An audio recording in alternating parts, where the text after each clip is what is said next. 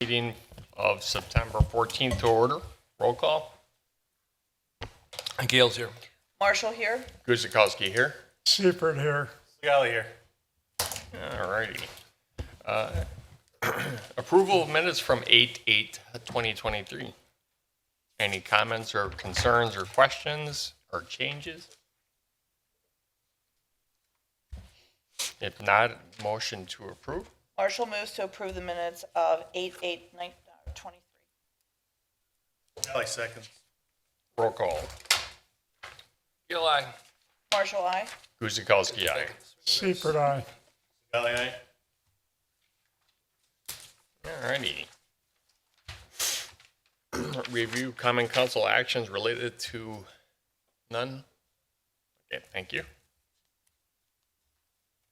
Number 5, consider a motion to approve progress payment number 5 to Howell Avenue Water Relay Project for AW Oaks and Sons in the amount of $407,634.79. Any comments or questions on that?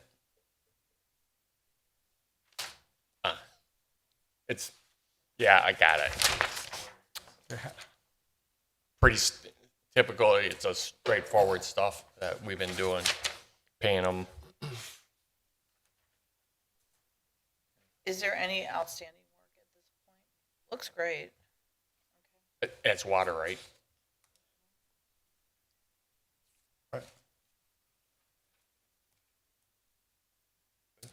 They have only retainage left there, Max, or on that project? Is it?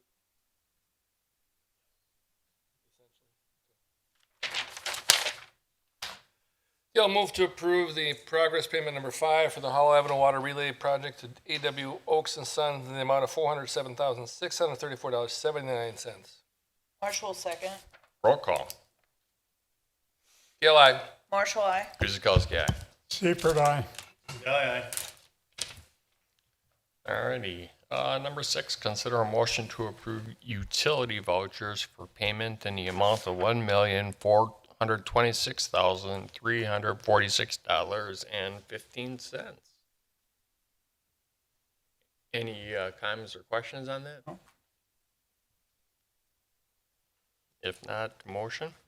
Seifert moves to approve the utility vouchers for the payment in the amount of $1,426,346.15. Marshall, second. Roll call. Gail, aye. Marshall, aye. Guzikowski, aye. Seifert, aye. Scally, aye. Number 7, consider a motion to recommend to the common council and include various capital improvement plan for items in its 2024 CIP budget. Is there someone going to take the lead? Max? Awesome. All right, thank you, Board. Max Gagan, Assistant City Administrator and Comptroller. So before you today is the recommended 2024 Capital Improvement Program. Just wanted to kind of walk through the spreadsheet. It's big, a lot of numbers, things of that nature, but a little bit different than past years. We used to have 3 or 4 spreadsheets that would kind of convey this information. You know, really took a step back to think about, is there a better way to present this for both administration and then our elected and appointed officials. So what you see here, and you can see it up on the screen too, I'll kind of just walk through it so you can better understand how things are laid out. If you have questions, feel free to stop me. So what you'll see, and this is the spreadsheet I'm looking at, is that all of the departments who proposed a project and then the project title, or you can find those on the left side. Each of the department requests are then subtotaled and then grand totaled at the bottom. We have a column that says prior years. So those are funds that were budgeted either in the 2023 CIP or prior.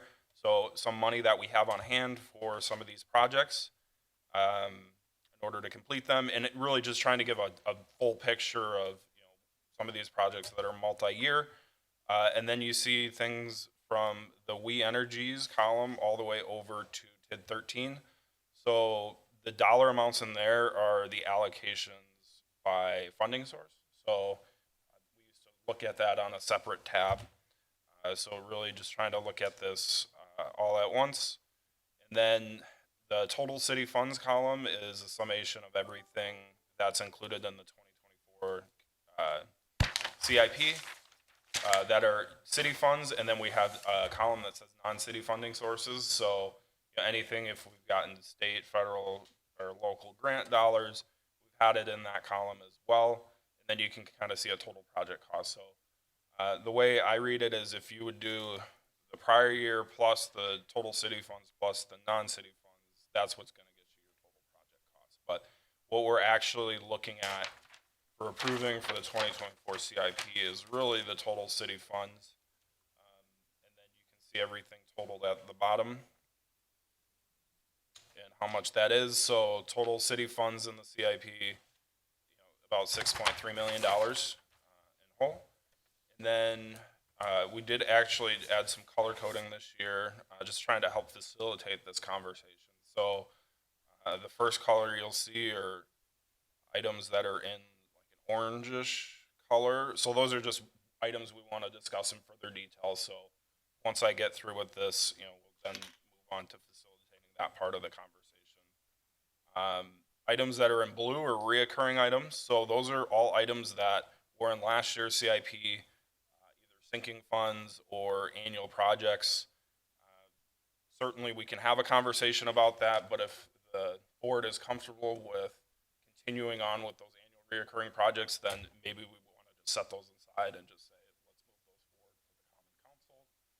And then everything that's highlighted in green are items where we've received either federal, state, or grant dollars. So really just wanted to point those out because it does include the construction of 2 bridges, significant funding for our streetlight LED project, and then redoing the police parking lot. So I want to highlight those because if a decision's made not to move forward with that, we would be foregoing essentially federal, state, or grant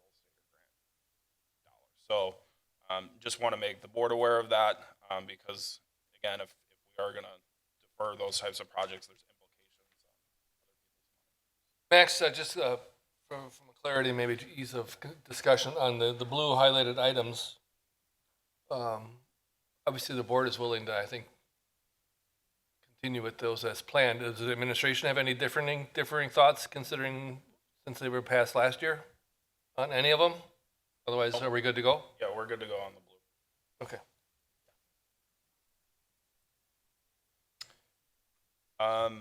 And then that's really it from a layout perspective. If you have questions on how this is formatted or how to read information, again, just let me know now. Otherwise, I think what we'll do is we can just start at the top and talk about things that are highlighted in our orange-red color. Some of them are kind of interrelated, so I can turn it over to Andrew and then kind of facilitate which ones we want to talk about first. Sure. So really the first 4 orange items are all interrelated. Well, they're all related to our SAP. The one, let's dispense of this one real quickly, the Drexel Avenue streetscape, not actually related to the other 3, apologies on that. So we did not fund the Drexel Avenue streetscape for this year. And just some general messaging, we have a lot of work out there and we need to take a breath in 2024. So some of these discretionary things that are in our strategic action plan, we created a strategic action plan that goes for 5 years for a reason. We don't need to try to accomplish everything within the first 2 years of that. So one of these discretionary projects, purely discretionary, is the Drexel Avenue streetscape project, which we have designs for, and we're finalizing design right now for that phase. But the question comes into construction, and it relates to our SAP, and I just want to cite the SAP under our clean, safe, and welcoming critical success factor. Invest in aesthetic enhancements to convey a positive community image at city gateways and within major transportation and pedestrian corridors. So the Drexel streetscape, really the Drexel Gateway project, is a big one for us. We will be using for the majority, hopefully, tax increment and district funding. So this is not a funding issue or the project is not with merit. It's just a timing issue, and we'll revisit it again in 25. And if we're ready to go, we can implement a phase one, and maybe that's 26, and that's okay. That's up to really the elected officials when we talk about next year at budget time, when we're updating our strategic action plan and we see the timing and the updates as to where everything's laid out, we can make that decision. But really cool project. Designs should be shelf ready within the next month or two, definitely by the end of the year. Just a timing issue on that one. Andrew, Matt, you can interject too. How disruptive is it going to be to the traffic on Drexel when we're actually in this construction phase of this? Well, with not knowing the extent and what's going to be implemented in those plans, I can't give you a straight answer. What I'll say is that you'll probably have one lane in each direction affected. And that would probably be standard, just so there would be some buffer while they're doing their work, and then they have lay down areas and places to work safely. So I would imagine one lane in each direction would be closed down in sections. Now, Your we can plan do, for the lift station construction, is that on the table, or has that been scheduled or not? it hasn't been finished or finalized yet. They've run into some issues. I'm still looking to probably have that started sometime this winter or early spring. That will affect just one lane at times. Months, Well, at time, it won't be a continual shutdown. It'll just be Okay. as needed. right? And then, I know, Andrew, this came up yesterday. There's construction on 13th Street next year, right? Because this was with Pewds, I think, the discussion on Liberty. Yeah. So we're moving along, which is great. So the reason we're holding off on the Liberty and Pewts roundabout actual construction of that, the design should be ready to go. And we could let that in 2024 for sure, but we don't want to inconvenience the traveling public any more than we have to. We can get by another year with the current conditions and make that a 2025 project for that roundabout, because 13th Street is going to be under construction. People will be peeling off, and with the roundabout construction, Pewts would be a full closure no go for, maybe 90 days, man. I think you said at one Yeah, point. 3 months. So we don't want to create that additional impediment to the 13th Street project. And isn't Howell due to be repaved next year? I'm not 100% sure on that, but I know that that project's coming up, but it's more of a mill and overlay. It won't be a full reconstruction.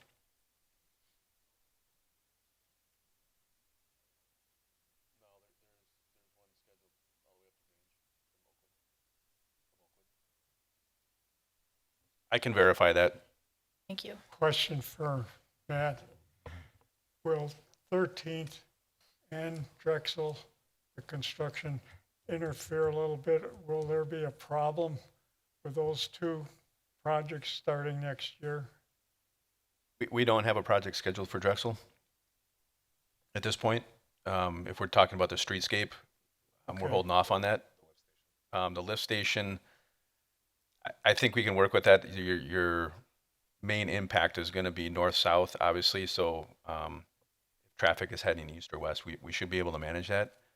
We can work with the county on that to make sure that our closures don't impact them. They'll have one lane in one direction only on 13th. I think that's the plan for right now. So it might be northbound for a portion of the project and then southbound. We haven't seen those final plans yet. That's typically how they've done it, kind of like how they did this section from Drexel to Rawson. You have a timetable for Drexel Avenue? No, we do not yet. Thank you. So I'll talk a little bit about the North Bluff Park design, the North Bluff stabilization and revetment, and North Bluff stabilization design on the Cornell and High Night sections, really as one whole idea or thought, and then I'll turn it over to Matt because I think we got to get into the particulars of this one pretty deeply. So in our strategic action plan, we have a goal to really implement the initial phases of the Lakefront Public Park project and Bluff project, but also to create a plan and a financial plan to carry forward that vision for the public amenities at the lakefront to completion by 2030. And here was another one where, We have a lot of transition that's going to take place in the planning department, community development department next year. We have a lot of work in the hopper with the bluff stability project and the revetment project. And we just did not want to confuse the issue or establish expectations too early. We already threw this visionary park plan out there. We need to, number one, the bluff revetment and the bluff stability is the foundation for all of the park. That's the foundation. So we got to get the foundation done. Let's make sure we do that right. We do that deliberately. Number two, we don't own any other portions of the High Night or Canal property specifically where we would be constructing and designing a park. So I think 2024, we'll be talking about acquiring those additional parklands for actually being able to then design and construct this park. And number three, just really probably the most critical piece of this. This is a very complicated arithmetic that we have to arrive at. So we had a great infusion of dollars in a really clever strategy, innovative strategy with TIF donations. Donations from Amazon, TID number 16, and some other districts, donating that money to the lakefront so we could initiate the main priority right now is stabilizing the bluff. Once the bluff goes in, you can't reconstruct it. So we want to focus on that in 2024, 2025. Probably 2025, we can have a discussion about designing, firm design on the park plan phase one. And by that time, then we can also look and carry out this tax increment district to kind of the end of it and have that financial plan. Probably need more donations from other districts. We have to look at the cash flow from the projects that are in the works in terms of, the increment creating projects like Lakeshore Commons and maybe what else is on the horizon.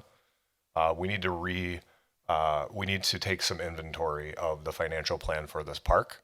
But certainly we know we're moving forward with the bluff stability and the revetment project, and that's going to be our focus in 24, 25. Hopefully.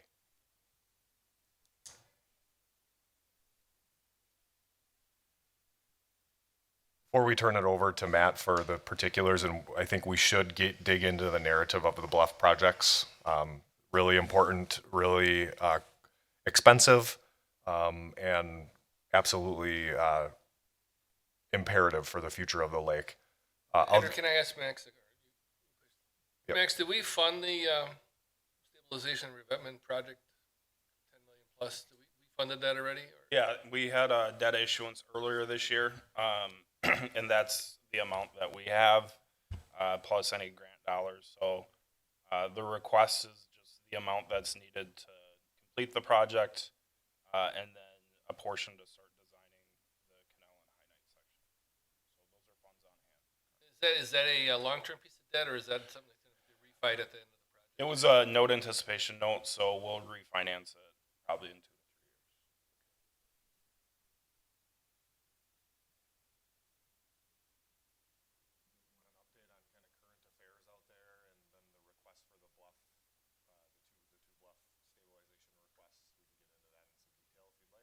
Some are not. Sure. Yeah.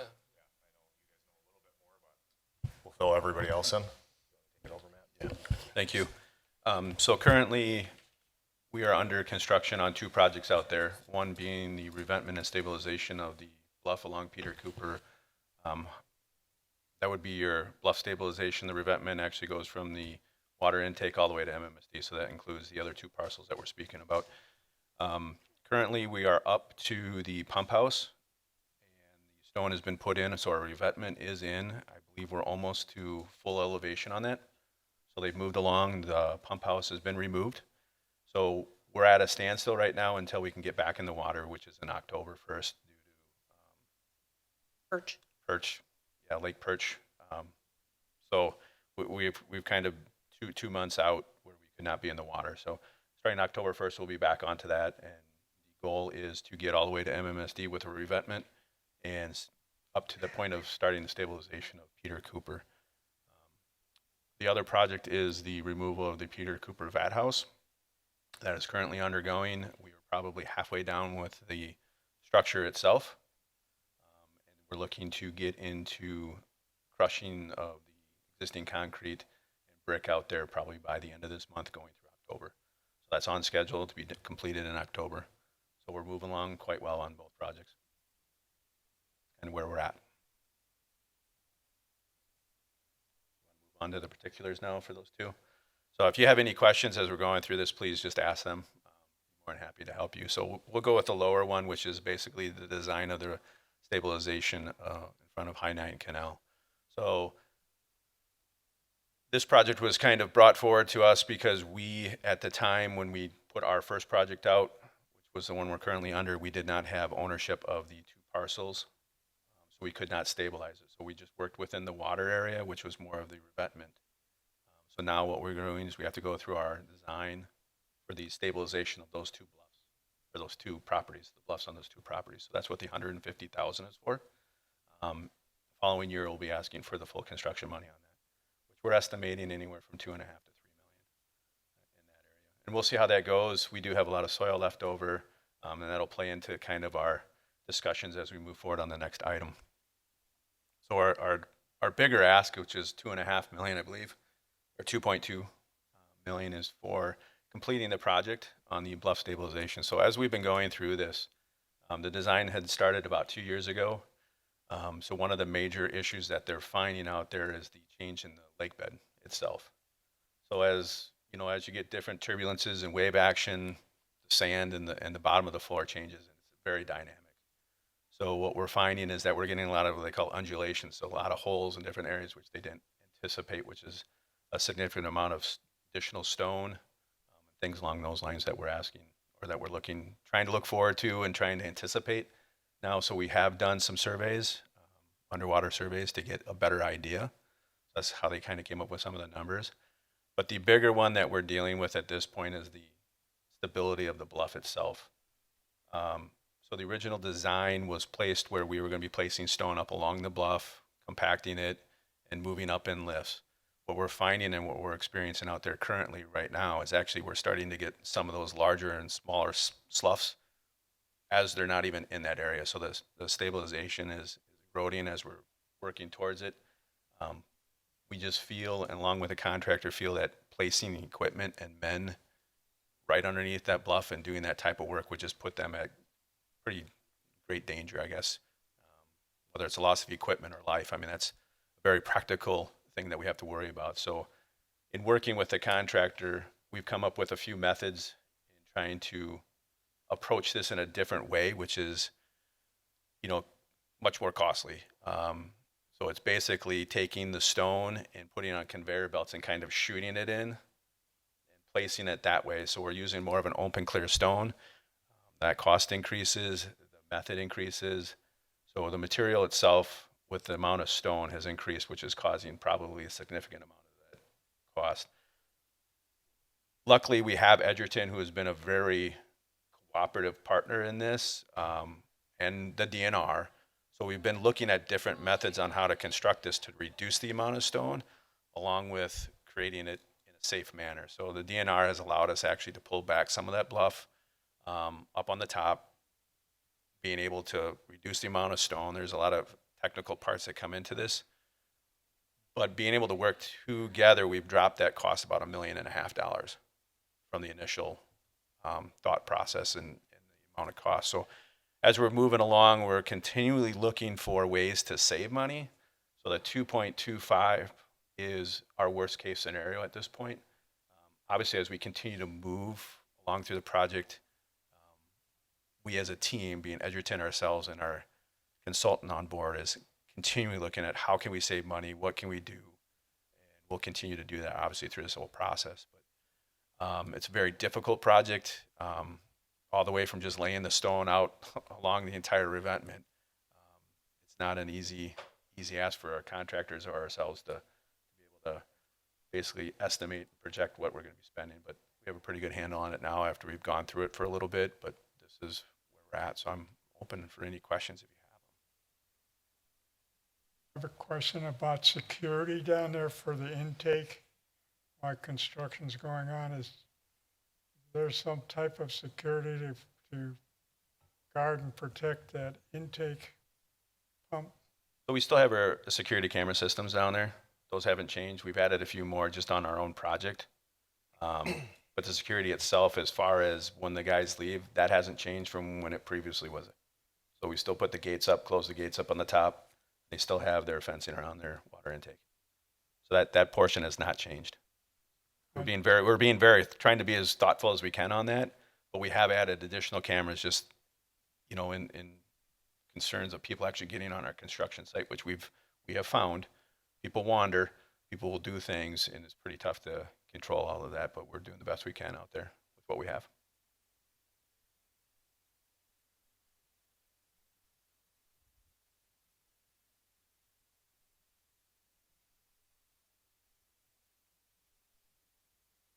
I've been down there, so I don't have any concern about the intake.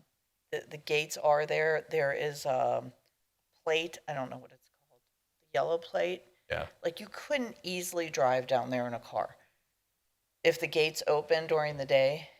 And I'm not so worried about that. I'm just worried about strangers have a tendency to wander around in that area if they're with the construction people.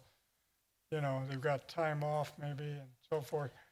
And really, if you affect the intake down there, that affects the whole water system that we have. Nothing has changed with the intake at all. Yeah. The access, ingress, egress is the same as if they were down there working and they left the gate open. We haven't done anything with their security themselves. We're actually basically come down and they come down there and they pull right off. We're not even hanging out anymore. There's no cars or any vehicles sitting up there as far as the staff for this. They're actually parking down on the stone now that they've created. So they actually have a nice pad that they can take their staff and their workers and get them away from the intake themselves. And it's very limited. From what I've been down there, we're probably seeing a total of 4 guys down there working for Edgerton. So it's very limited, just because of the process, you know, where you're bringing in one truck here or one truck there, you know, to have multiple staff members down there or construction workers, it wouldn't be cost effective for anybody. And Fred, the people that would walk down there would have been able to walk down there before. Yeah. I can go all the way from Oakwood and walk all the way down to that area with no problem. I just understand that, but because there's more activity now than there have been in the past, you know, we want to make sure that we do have security for that intake. And that's a vital part of our city. If that intake goes down, we're in trouble. You know, certainly when we begin welcoming the public down there with the promenade, I think we're going to have to take a look at different things and additional things to do for that. I know Mike and Brian are thinking about that always. But also just more generally speaking, we are giving thought, and we will be planning a field trip to see the construction progress. Probably within the next month. We were trying to get the elected officials down to the site before our budget workshop in the first week of October. That's probably unlikely, but we will invite you guys as well to just go through and have a guided tour with the construction, the contractor.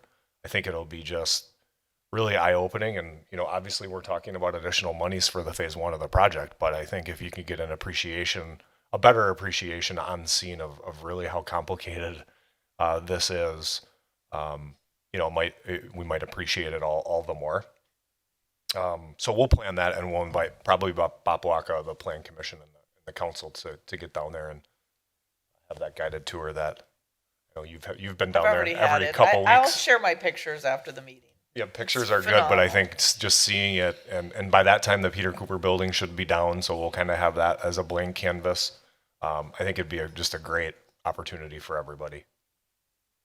And Fred, you know, we can continue to work with water and sewer. You know, we have a pretty close relationship as far as what their needs are for security. So I don't think that discussion is going to end.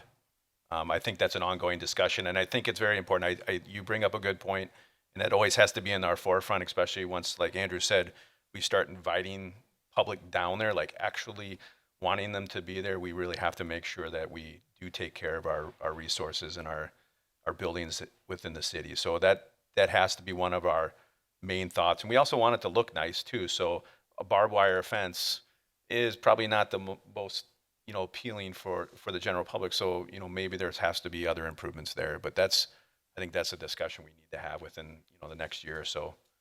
But yeah, it definitely needs to be there. That's just one of the things that the utility was concerned about, was protecting that intake.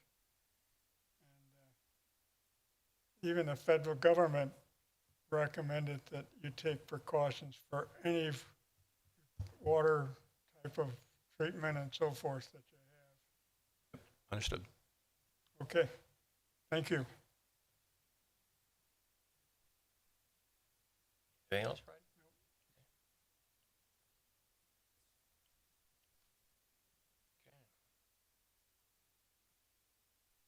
Next.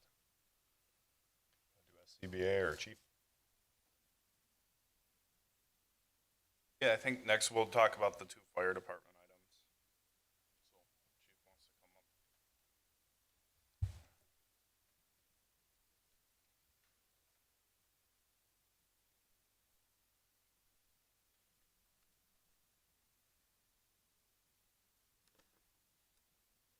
up. All right, good morning. First item listed for discussion is self-contained breathing apparatus for the fire department. This past year, through the work of our program lead for PPE, identified that we were approaching the need to replace our existing self-contained breathing apparatus. They are over 11 years old and 2 NFPA cycles old. Basically, what that means with the NFPA cycles is that the safety requirements inherent in that equipment have changed through 2 cycles compared to when we purchased them previously. We applied for a grant for the purchase of those apparatus.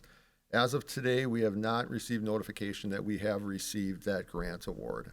Understanding that, we plan on submitting for a grant again in 2024, but in the absence of a grant award, we still need to proceed with the purchase of that equipment. So our request is for the purchase cost of the self-contained breathing apparatus with the understanding that we will still be pursuing a grant at the start of 2024. Be happy to answer any questions related to that equipment.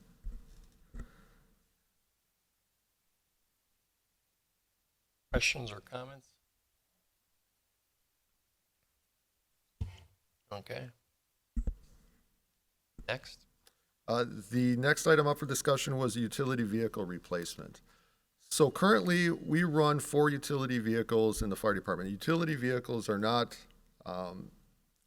ambulances, suppression apparatus, but rather vehicles that serve purposes, at times emergency response, but generally non-emergency functions.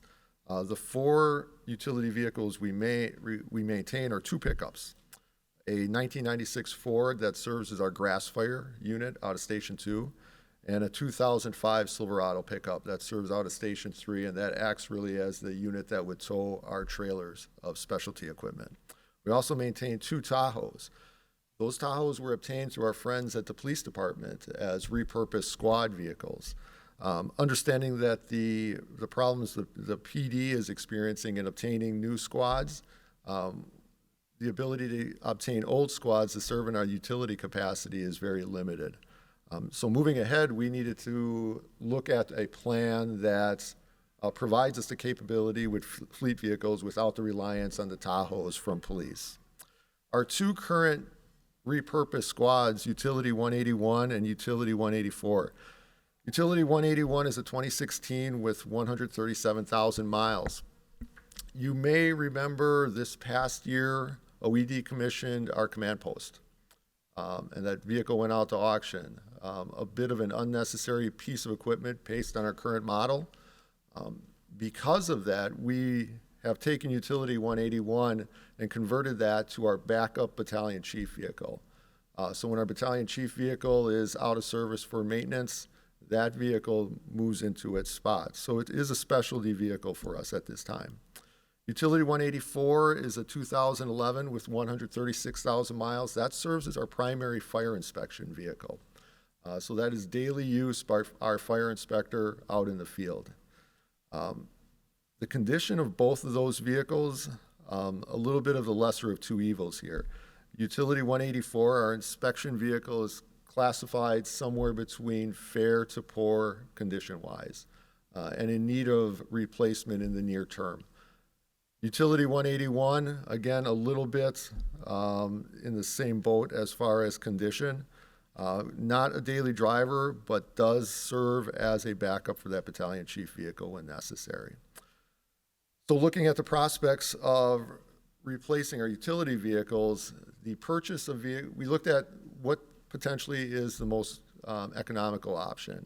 Understanding that the city does participate in a fleet program, and understanding that these utility vehicles may not need to be outfit in full emergency mode, we saw it as an opportunity to consider pursuing inclusion in that program. So our request is for 3 utility vehicles. The capacity, they will serve as a primary fire inspection vehicle. A second one will serve as a general utility part-time fire inspection vehicle. And the third would serve as a general utility vehicle with an emphasis on availability to administrative staff. The reason for that request is my Assistant Chief of Administration, Mike Havey, has responsibility for our inspection programming, including occupancy inspections and construction site inspections.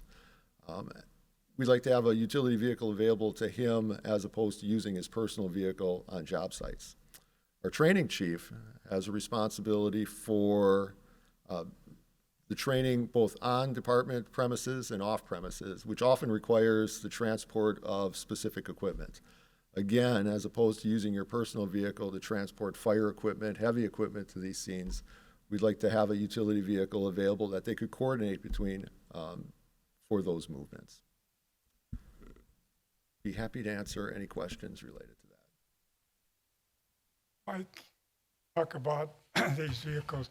Can you lease these vehicles, or do you want to buy them? So projecting ahead a little bit, there are specific utility vehicles that are going to need to be outfit with emergency equipment, lights, sirens, and radio systems. Next year, we're going to be moving forward with a replacement plan for Battalion 18. That's a 10-year-old Tahoe. If we are successful with that, the existing Battalion 18 would move to backup role, and we would be able to decommission that Tahoe that's in its role currently. Our pickup trucks serve a very specific role within our organization, including transport to emergency scenes and back. So they would need to be outfit with that equipment. We would prefer to purchase those vehicles because they're a bit of a more specialty piece of equipment. When we look at inspection, utility vehicles for the chiefs and part-time inspectors, we see an opportunity to go without that emergency add-ons to it, and we think the leasing might provide us an option we'd like to try out at a lower cost than purchasing those vehicles outright. So you would like to purchase 3 vehicles, correct? As part of this request, it would be the lease of Yes. 3 vehicles. And then the other 2 vehicles that you're talking about, are they equipped the same as the others? With lights and siren and so forth? Our pickup trucks, Yeah, yes. Those are emergency vehicles, yes. Battalion 18 and our 2 pickup trucks are both emergency vehicles. Just to jump in, if I may, this is one of the rare line items that was not funded.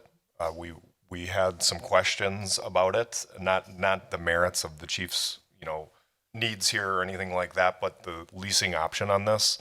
We view this as what's the all-in cost, and it's in the staff report or the CIP request. This isn't a $13,000 request or a $20,000 request. I viewed this looking at it as a $52,000, $53,000 request beginning in 2025 because that's what these vehicles would cost. So if you look at our leasing program, we have 32 vehicles on our leasing program, and we've consistently stayed under our $200,000 budget annually. These 5 vehicles would be $53,000. So 5 vehicles would be a quarter of our leasing budget. And we have 32 other vehicles keeping us under the 200,000. So that's the way we viewed this. But I think there is a little bit of a menu for the board to consider in that staff report as well, if you want to have some discussion about that. I kind of viewed it as all in. The math didn't seem, we wanted to do some more investigation. And I would also add, if you, you decide not to go forward with this at this time, we will continue to look at how that fits into the leasing program, because again, we've been continually under budget, under our $200,000 budget. So we can approach the Common Council at any point in time where it makes sense to pull the trigger on, 1, 2, or 5 of these requested vehicles. That's kind of the approach, and I wanted to give you some context there. Thoughts, anyone? Lisa? Andrew or Mike, the difference in the per item is what, the selection of vehicle, or what is the delta on why these 3 would be so incremental to the leasing costs versus what we typically do? Matt Treb and Chief Kresick really worked on that, but certainly you got to look at the cost of outfitting the vehicles as well. That's, that's 5-ish for each of those. So, that's a big deal. I would offer that our first request was 3 vehicles that would not be outfit with emergency capabilities. The alternate, as Andrew has spoken to, was 5 vehicles with 3 of those outfit with emergency capabilities. Should Assistant Chief Havey be going to construction sites in his own vehicle? Probably not. So that's where the menu comes in that you guys can give some direction on.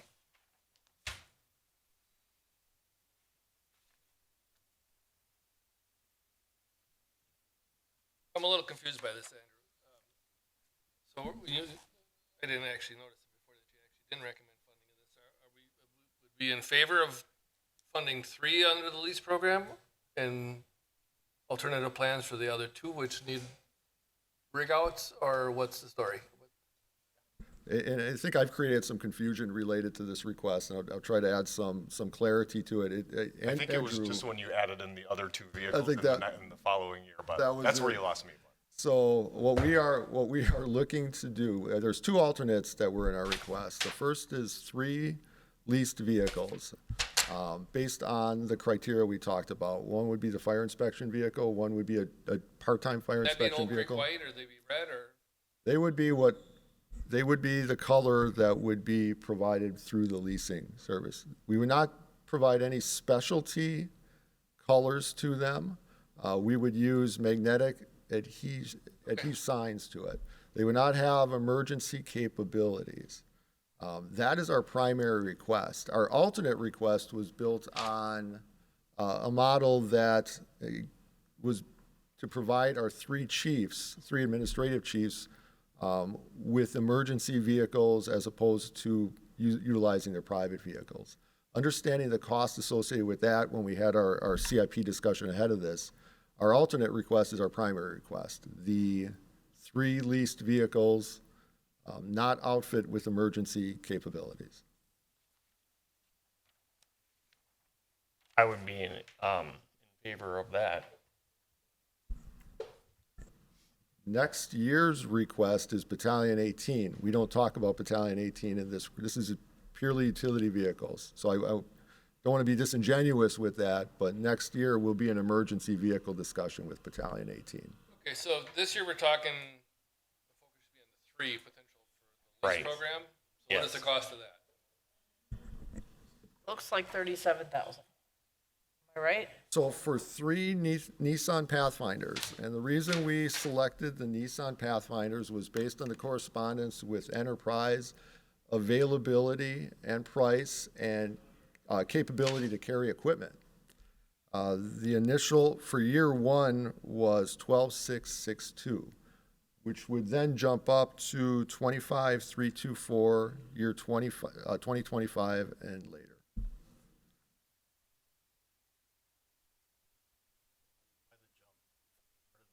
program?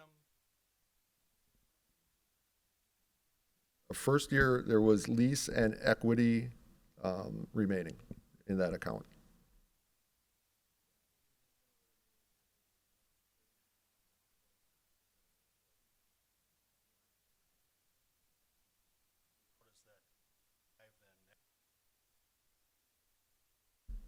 This is really all in addition to the $200,000.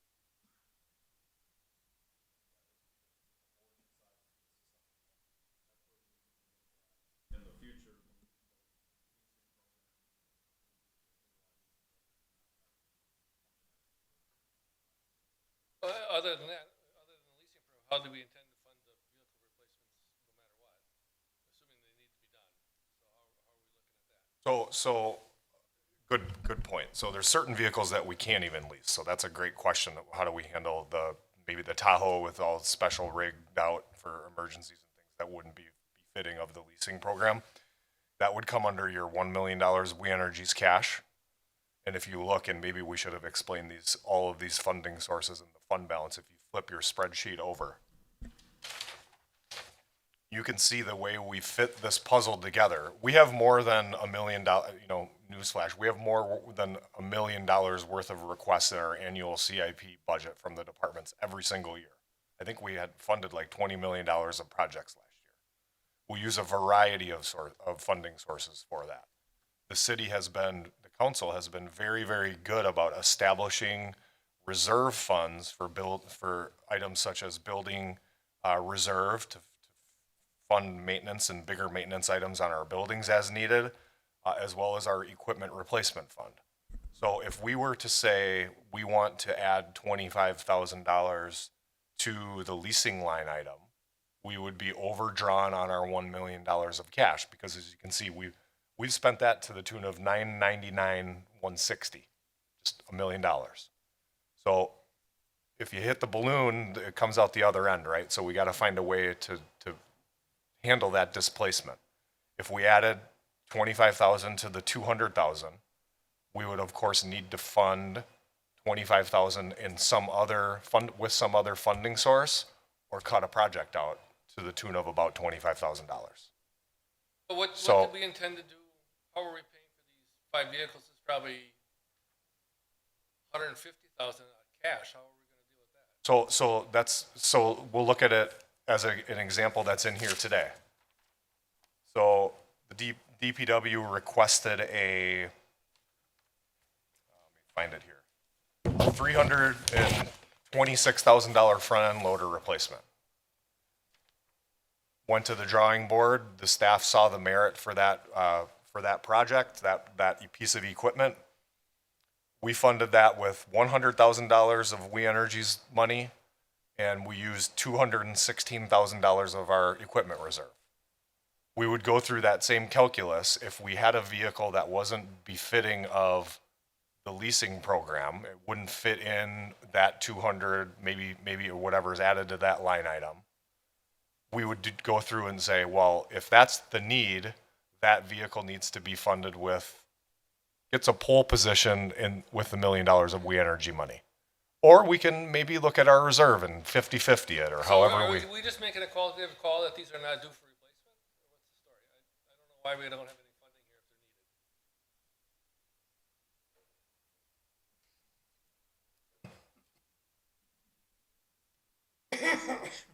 needed. I don't So I would even understand. back up to the previous, the self-contained breathing, obviously it has to be done for $500,000.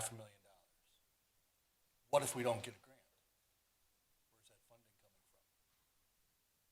coming from? $500,000, that's something you definitely. That's a lot more than a few trucks. So we have, and you two have talked about this at length, but just the strategy you're right. If we don't get grant funding, we have to buy the equipment. We know that. Get partial grant fund They'll to come up with the balance. they'll tell you how. But we have actually two shots at this grant. So we have it this year, this fall. We should be getting some notification, yay or nay, unless We you hope, already did. yes. We have not received notification. And then we also have next year. So we didn't want to say 500,000 of our million is reserved just in case we don't get this grant and none of these other projects can be funded. We know that it's not a really discretionary call to get the new SCBA. So we'll have to have that conversation, and there's been a couple options that these gentlemen have put forward to say, if we do need to pull the trigger and we don't get that grant funding, we have some options, including partially in the 2025 budget if needed. So it's more of a placeholder, if you will.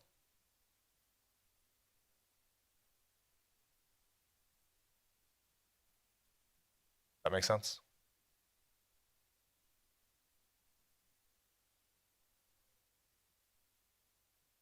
No?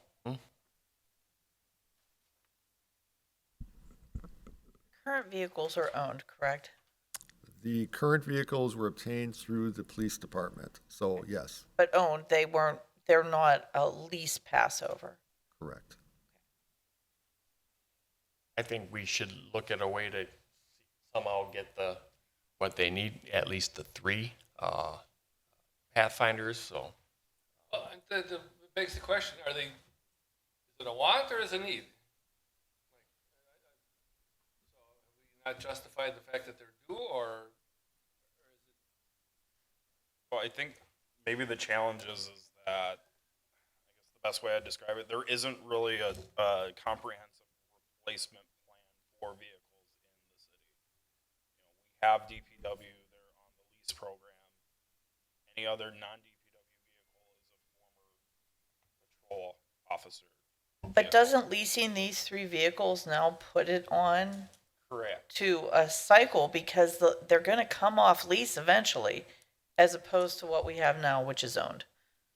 Correct.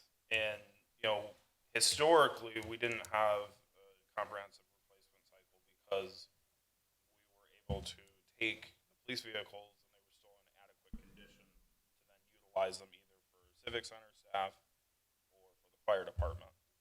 What we've just seen in the last 2 to 3 years is that, the wear and tear on the police patrol vehicles is much greater, so they aren't going to serve a need probably after they're retired. So this is going to be a continuing challenge, and it's just not for the fire department. We have vehicles downstairs that are literally falling apart, and we don't have a really good replacement plan right now. And as you can see, if you only have a capital budget of $1 million, and this becomes a reoccurring 300 or 400 grand, it's going to be really hard to meet the other organizational needs if you're spending 40% of it on, or 30% of it just on vehicles. Which wouldn't be that obtuse, because if you look at we've had great success with our leasing program. We've turned over 2 years ago, we looked at this. We had our average age of our vehicles go from 2004 to 2018, or some ridiculous statistic like that. The other option is cash funding these vehicles. And in order to turn over 32 vehicles in a period of 5 years, or 4.5, 5 years we've been on the leasing program, would have been, just divide out a 1-ton pickup truck and multiply it by turning 5 or 6 of them over every year. That's more than $200,000, and we've turned over 32. So it's cash funding it, which we didn't have the capacity to do to an adequate level. We were really taking care of our needs and dividing our fleet and the lifespan of those fleet vehicles up and saying, hey, we're getting rid of these vehicles every 8 years, because after that they really go downhill, or whatever the metric is. And we entered into this leasing program for our light duty fleet. These are great candidates. Specifically, the 3 that don't need to be outfitted are probably good candidates for the leasing program, because we will sell them. We buy very, very low, the government rate, and we've made money after driving vehicles for 2 years on the resale of these, because of the buying power of the government contract. We had the early on example was, we had a 3-year 1-ton pickup truck, and the total cost of ownership was $1,300 after we sold it. So that's the power of the government lease and the equity program that we're in. If you wanted to fund these Nissan Pathfinders, what I would do is probably, if that's a goal, we would probably increase the lease vehicle line item by $15,000 and we would move the fitness equipment purchase over to cash on hand with the equipment replacement fund. And kind of that's where the puzzle pieces could fit if you wanted to do that. Alderman Gale, I didn't answer your question though. Is this a need or a want? I need a new inspection vehicle. That's a daily driver. That vehicle is projected to have some significant maintenance costs next year. We need to replace that vehicle. I need a utility vehicle to serve for a part-time inspector and other activities around the station. We don't have a vehicle to serve in that capacity at this time. That third vehicle to serve for the chiefs, for Assistant Chief Havey and Assistant Chief Olson for job site visits and the movement of equipment. I will tell you, I need that vehicle for them because I'm done with them carrying their equipment in their private vehicles. That could certainly be open up to discussion on need versus want. I would tell you we need that vehicle.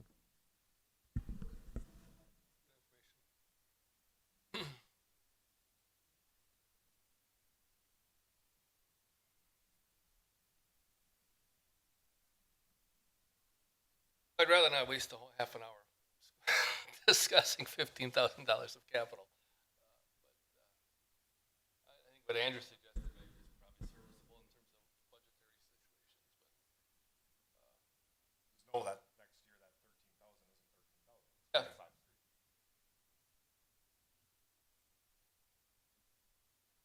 But it's rather than it's not 150,000 or 200,000.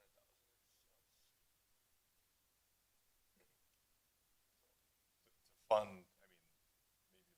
I mean, Do we not want these vehicles in the lease program?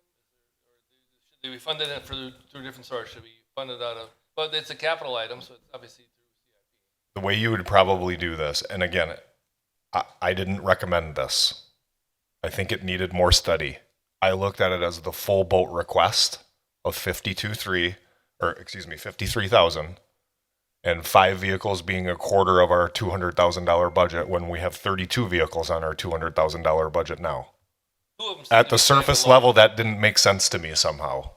I wasn't comfortable recommending that we do that until we further investigate that. Through further discussion with the chief in his presentation today, it seems like you do have a menu available to you that I wasn't really appreciating when we were reviewing these budget requests. If you wanted to do the 3, we offered an opportunity for you to do that. Taking another 15,000 out of the equipment reserve is not, going to be a big deal.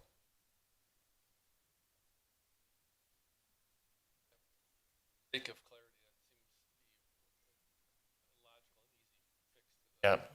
But the drawback of that then is you're reserving additional capacity of your million every year moving forward, which you're going to have to, if we were to buy these vehicles, what would be ideal? We would have we would be cash funding their depreciation. So we had cash sitting there when we needed to displace them and get new. So you're accomplishing a vehicle replacement schedule for these vehicles Well, regardless. considering But the old money, replacement schedule went away because the cops, their vehicles are not reusable apparently at this point in time where historically they've been. So we have to actually create something new. I think the old squad car thing is a lot of communities do that, right? And more people are leasing vehicles and not doing that any longer.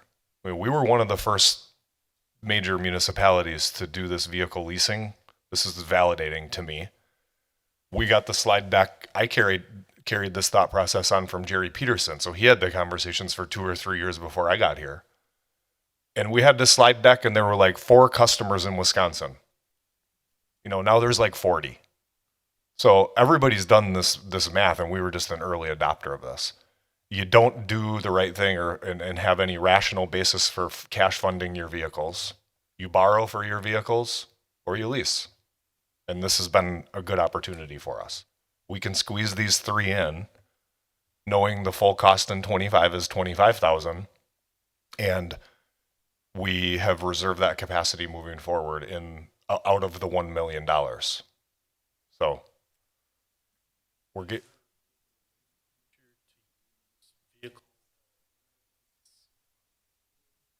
And They resell them, Bob. They take them back and they actually resell them. So that's where we get our equity back. Right. We actually, they're not available to us to actually We don't take the lease to term and then, and or buy it out because we sell the vehicles using Enterprise as our fleet consultant at the appropriate time where we can get the highest dollar and the lowest cost of ownership, and I it guess folds I was back just- into the I fund. was just floating out if there's an option there to be able to more efficiently provide the other two vehicles he's looking for in the future. Instead of using that reserving the route. capacity every year Right. moving forward. Because then you can pick and choose which vehicles you have in your fleet that you know how they've been maintained. And we wanna low own 'em. miles. We want to own them then, right? That's Right. what you're saying. Yep. That's a good thought. Yeah, they have there's a big strategy to them in terms of when they actually take a vehicle back and resell it. They don't take them to term sometimes, so, But they're, yeah. on our side, that if we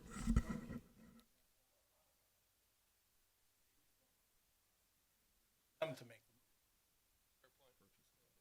I'm not sure if we have that option or not, but. So, I don't know. I say go with the 3 inspection vehicles. We have to do Leave- the two other ones next year. I think that's open for. And we're not foreclosing on that thought that you had by Right. doing that. I No, mean, we can, and we'll that's what I'm saying, analyze it's that. something to open up and take a look at. Yeah. It's an option. Okay. Got Right. that? Good, Mike?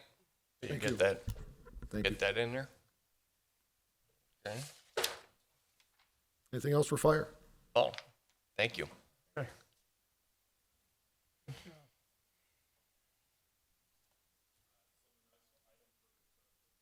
Next item for discussion is the next gen 911 system for dispatch. Our request was for $83,000. You'll see it's not funded in the capital project. When we talked about it with police department and IT, it appears that it was a reoccurring $83,000 for a 5-year contract with AT&T. We shifted that money to the dispatch operating budget so that our partners can pay a portion of that cost. So it is being funded. It's being funded out of the operating budget. Again, we didn't want to add $83,000 of reoccurring costs on $1 million worth of capital. So we're going to accommodate it in the operating budget. But Chief can certainly explain as to what Next Gen 911 is and why it's a benefit. Sure, good morning. So Next Gen 911, we've been working on getting that set over the last several years. We've come to council and got a few of those items going, and part of that is with the cell network, taking our own 911 cell phone calls, but currently what we have when we get a 911 call is it triangulates it off of whatever towers are going on. Gives us an area, not always the best area. Sometimes when we have a 911 drop, it's the tower. Well, as some of you know, towers can reach out about 10 miles on a cell phone signal, depending on what your best connection is. So going to the next step on that is actually using the same exact information in GPS location that Uber does or any of the other current things that are out there that can show exactly where you are within feet. So getting people help immediately to where they are instead of going, we've got a 911 call and it's somewhere in this possible area, gets both police and fire there as soon as possible. So that is the next step. That's what we're rolling towards. And the state of Wisconsin has partnered with AT&T to get that all completed. So our biggest thing is we have to do this going forward. Our current platform that we have for dealing with this is at end of life. It was about a 5 to maybe 7 years. We're at 7 years, so we need to get that completed as we go technically into year 8 here with that information and equipment.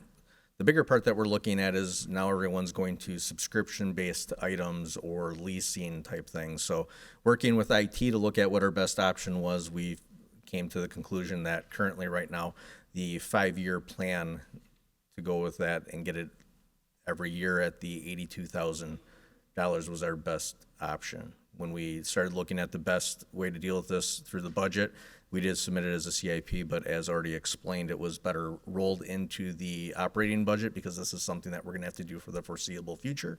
And with anyone else that we're partnered with for dispatch services, they are going to pay their portion of it as well. So Oak Creek is not technically on the hook for the $82,000, it'll be our portion moving forward. We're obviously gonna write escalators into those because those costs never go down. So that right now, we're working on completing that IGA with St. Francis, who we've been in with the last 9 years.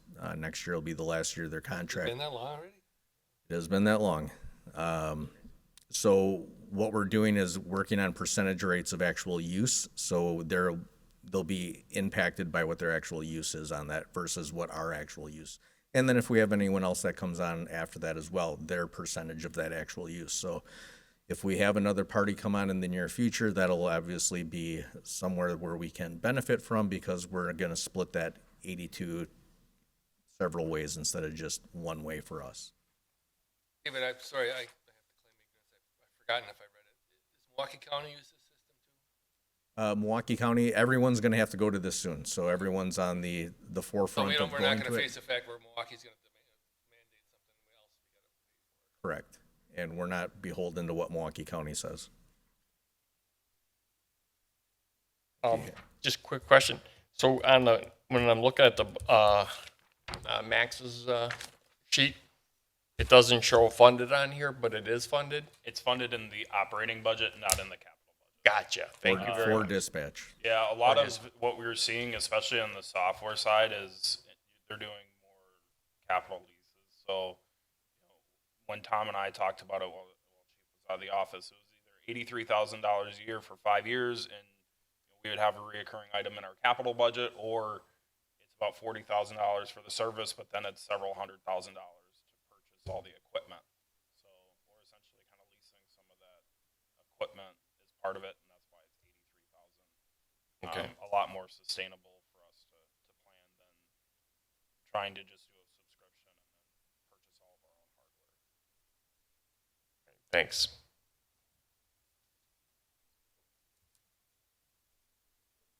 All right. Thank you. Better carry your vehicles, it'd be appreciated. So I guess I can give you a quick snapshot on that. Oak Creek's 28.4 square miles. Going call to call in a shift. When I was still on the road, I would average 120 miles a shift. Unfortunately, when call volume goes up, so does those miles.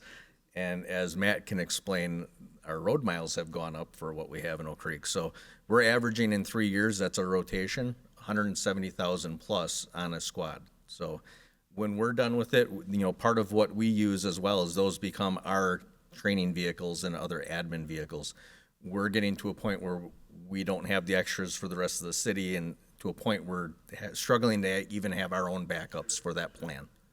So if we could, I wish we would. And when we looked at leasing, unfortunately, leasing for the police department and what we're doing, it was over twice what our yearly operating budget is for owning.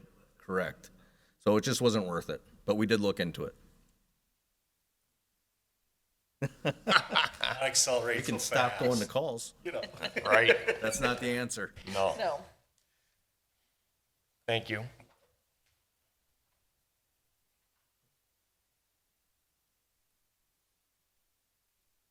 That one. Yeah. So, in our strategic action plan, I won't waste your time trying to cite the exact item, but we have really objectives and goals to clarify and make policy determinations on how we want to handle sidewalk funding, sidewalk replacement and maintenance funding in the community. We have an ordinance right now that requires the community or the citizens themselves to bear, the brunt of that cost, and it's some formula. If it's 15 years or older, it's this percent, and if it's younger, if it's younger, I guess, it's X minus 1%. This is really an opportunity here to have some funds set aside every year to allow us to accumulate maybe over a 2 or a 3 year cycle to go and let one larger sidewalk maintenance project. This is really a conversation starter for this board and for the council, because the policy changes do need to be made after this if we do kind of adopt this strategy.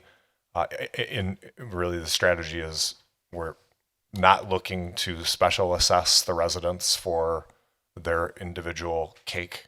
Did you know it was called a cake? One rectangle. The joke hit in a better better in a different audience, but it is a cake. The resident calls up, hey, I have a trip hazard in front, or we do a larger maintenance project. Traditionally, not lately, but historically, we've gone through a special assessment process, which means special assessment hearings for the common council to say, hey, Very historic, because that hasn't been done since I've been. so, and it's still on the books. Is it? So we do need, as part of our infrastructure, attention to our sidewalks and trails. But we don't think that's the way, and really this is to begin that conversation. I guess you've been here since, do you remember a special assessment hearing for sidewalks, Matt? I know Sullivan would. They were prior to me coming here, so it was almost 20 years ago. 20 Although, plus, 20 we plus did- years ago. We did used to have a line item for sidewalk replacement every We did. We were 100 grand or something? 75,000 a year, and we were doing projects every 2 years. We do about $150,000 project, which would cover about a quarter of the city. We did that for approximately 10 years and covered the entire city, and then we stopped funding that program. But yeah, just for reference, 60,000 doesn't get you very far. To redo an intersection for crosswalk ramps, which we find a large portion of our trip hazards, is about anywhere $15,000 to $20,000 just to do one intersection to get it up to par. So I can't speak for Matt, but I believe we probably run into requests for trip hazards weekly, whether that's one or two, but it is a weekly thing throughout the summer where we go out and mark them, and it's usually due to tree roots or any kind of settling at the ramps intersections. So they do need to be taken care of. That is part of the American Disability Act. So this does need to be brought forward, as Andrew said, for discussion. I look at it too, as a community that we've, I think, emphasized the connectivity. We have some notable stupid gaps in our sidewalk system that don't make any sense, that should be finished. This is the way to get after some of those. And too, that specific thing is acknowledged in our strategic plan, so that's going to be front and center and discussed. This was really just, I don't recall a budget. I think this is my 7th budget or 6th budget. I don't recall ever having a recurring line item for sidewalk maintenance. So that's been even, 8 or 10 years or more that we even had that at. So.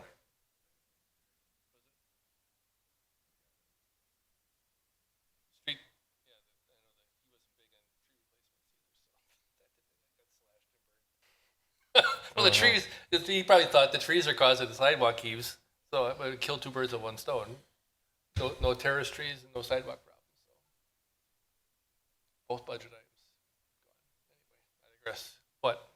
I was just wondering, what's typical nowadays for municipalities? Special assessments or? Ugh. Well, if the city's tree is causing a sidewalk heave, that should be our problem,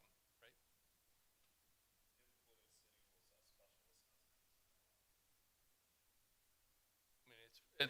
It's easy to do, but is that logical? No, I'm not saying. I don't know. I don't recall that we've ever special assessed a sidewalk in my tenure here. Just think about what. The problem is at intersections. Who owns that? That's the city, right? Yeah, usually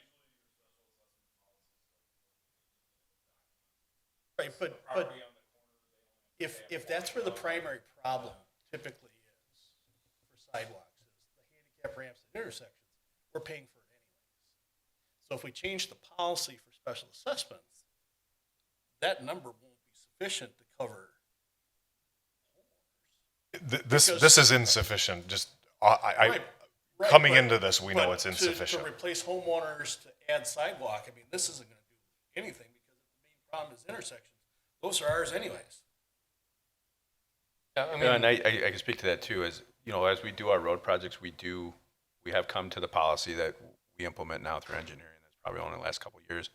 We do bring everything up to standard now at all of our intersections, if it's adjacent to any of our road projects. Right. So we've added that to try to take some of that cost off on the annual basis or anything that DPW has to do. Luckily, we've been very successful at that, and those costs have been driven down because of the quantities. But yes, that tends to be the bigger cost. Matt probably can speak better towards, the sections in between intersections, and there are significant amount of those. Right. But we also take care of those in our road projects too. So we're trying to, do both through our road projects, which is taking away from us our ability to do more roads, but it's part of the corridor and part of the infrastructure. So we feel those need to be implemented there. But I think outside of our projects, because we get 1 million, we need about 2.5 to maintain our systems. So we need to find a way, and I think this is what Andrew's trying to get at, is this is a discussion point of how are we going to move forward in the future, not only funding, whether it's this year or not, but one policy, and then how do we fund that policy moving forward, and how do we maintain it? So I guess that's a discussion point. That's the point I'm up on this assessment. We're going to cover that. You should really think about how much is being spent on city-owned sidewalks already that there is nobody is special assessed for, versus, okay, now we're going to take on for the homeowners instead of assessing them. Yeah, and You make that policy, now you got to fund it. And Yeah, you may not want to fund it. And I maybe came off a little strong on my personal commentary on special assessments. Now, we weren't going to just begin reintroducing special assessments on our own because that's what the ordinance says. We want to just have that discussion with the Common Council. We may determine our needs are so great that we have to do some combination. And also, don't lose sight of the fact that this says sidewalks and trails. We've talked a lot about sidewalks, and trails are, equally important for our network and things like that we have, which is great. I mean, it's one of the huge amenities, I think, is that's underappreciated by a lot of people in the community. And, it's part of our job to figure out how we maintain those assets. It's probably a combination of thought.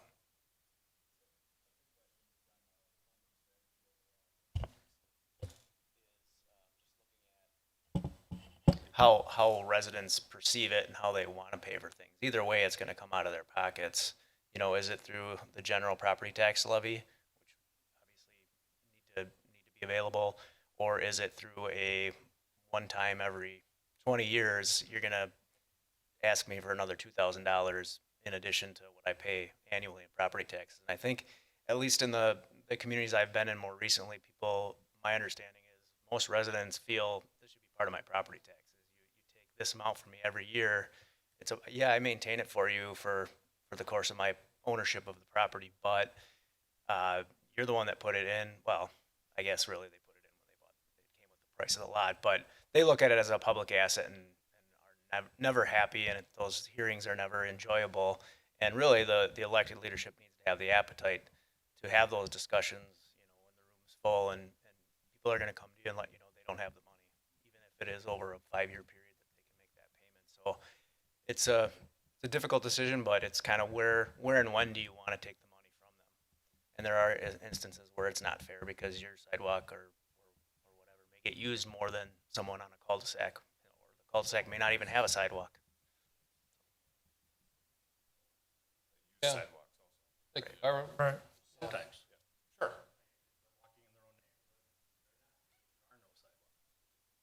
We have one. I think that's, it's kind of different than the city of Milwaukee where everybody has a sidewalk. They have an alley they get Right. special assessed for too, and they Right, get the fix. So. General assessment, great. I think, I understand it. I mean, that's like saying, okay, my kids are out of school, I don't want to fund the schools anymore. Yes. Great. It's just, I know that argument is out there, and people are gonna come in, they're gonna, why should I pay my taxes for his sidewalk? We see that on the water utility Yeah. side of it when if someone requests a extension of a water main and you Right. don't necessarily need it or want it, and you're paying for it anyway. Sidewalks are a difficult one because, like Matt just said, it's a discussion of general versus individual benefit, and sidewalks are of general benefit. I've seen Ken walk down my sidewalk on my side of the road. I know he doesn't have sidewalks in his subdivision.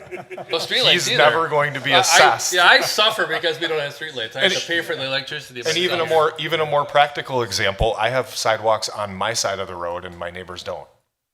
On the other side of the that was a street. cost saving to the developer because they were asked to be on both sides. And who's gonna put up with it?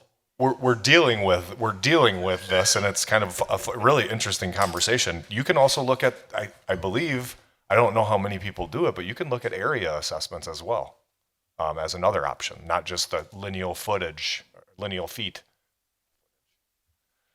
All right, I'll shut up. The special assessments go the route of referendums from the current councils. But funding this doesn't take out our ability to do a special Right, assessment. and that's the only point I was trying to make was, based on his initial comment, it sounded like it was gonna be in or. And I was just warning against that that funding won't cover that or if you do that. The other factor, not to prolong this, the other factor is the administrative overhead and time to go through the statutory process for a special assessment. I haven't been in a community where we did those routinely, or I wasn't involved in those, but it's engineering design, notification, it's the public hearings themselves. It's a lot of work to get the money via special assessment. So we have to look at that too. Which you can also, some of those, that overhead you can fold into the assessment, but see where this goes. Bottom line is we need to inform the public of what we are doing. Don't just let them find out later on.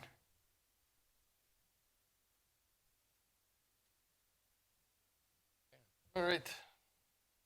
Where are we at? Are we done with So the it? backside. So we got through all IT the and- items that we wanted to discuss. I guess what I would suggest is maybe we go back to the top, and then anything that wasn't highlighted, we can go by department, division, office, have a conversation about it if you would like.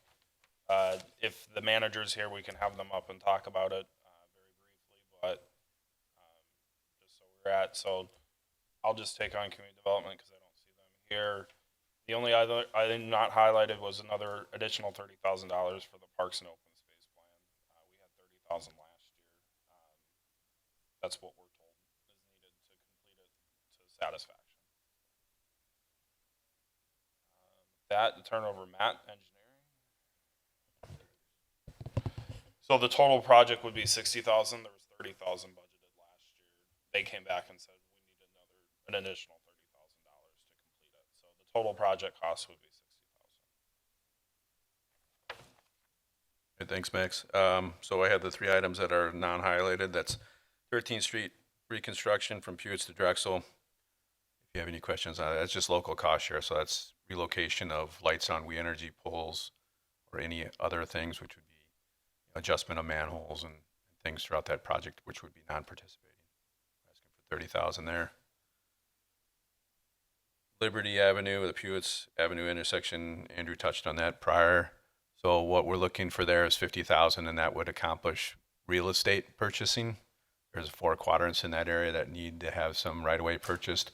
That would allow us to purchase that prior to construction, which generally is a good thing. And then it would also allow utilities, if they needed to be relocated, that 1 year for relocation. So we're not pressing up against, running into utilities as we're reconstructing that roundabout. Just a side note on that, the TID 11, which is the Drexel Town Square District, is actually the funding source for that. Within most of our tax increment districts, we are able to make expenditures within 1/2 mile of the boundary of those districts. And this is in there, just in there. So it's nice to be able to use those sources of funds as opposed to, general taxpayer dollars here or cash on hand. Thank you. So the last one I have is the City Hall roof maintenance. So this one's a little more interesting for discussion. So we're trying to get out in front of retirements and the knowledge base that we're going to lose with retirement of Dick Kolka in the future here, which will probably be within the next few years. So one of the things we wanted to do is look at how we could, kind of maximize our ability to look at all of our infrastructure, and that be mainly buildings and maintenance of those buildings. And one of the largest things that we have to do is maintenance of our roofs. That's probably one of the larger costs is your shell. So we invited a company in here that does inspections. They put together the plans and the bidding process. They have contacts with contractors. They supply material, and then they do an inspection. So we were trying to look at a full funding group.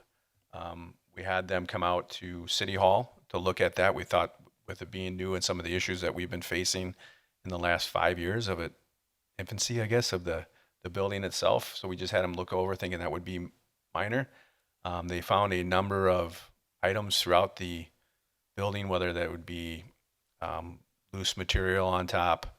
The major cost was on top of the clock tower. There is no ice, ice spikes or whatever. Yeah, that's an easy term. So what that does, the ice spikes actually stop ice from falling off the metal seamed roofs. One of the issues they saw is when that ice would fall, it's coming down 2 stories right on top of our roof system, which would then, there's potential for punctures into our roof system and leaking of water. So that was one of the items, and that is a major cost because obviously we have to get up on top there again. And then the other ones were just minor little repairs. So that's 40,000 is what they estimated the entire cost, including themselves, to help out. So yeah, any questions on that? I'd be more than happy to try to answer those.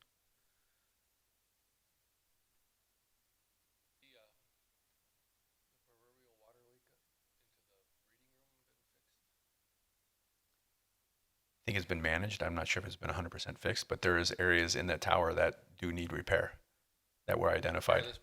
Yep. Is the reading room open, Andrew? I believe so. On the second floor? Yeah. I see people in there.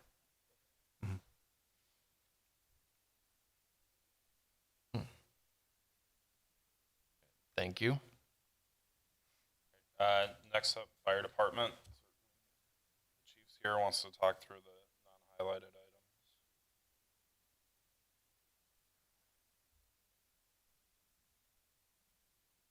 items. Thank you. Our 4 items.